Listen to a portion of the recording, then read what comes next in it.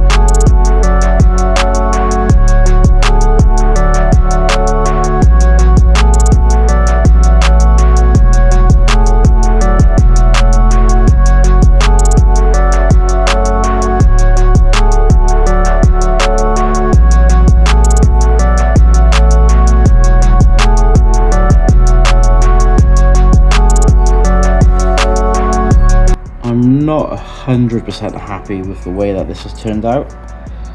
I think it's lost the profile of the rear arch a little bit, so that's going to get redone, even though when the rear spout will be on, it will cover the majority of it. It still bugs me that I know it's not quite perfect, so I'll redo that one when it comes to doing the paint. And it's the same with the lower sill. I'm not sure the welding work is quite as good as I would have hoped, but again, I'll redo that when it comes to painting the car. And then the same on the other side.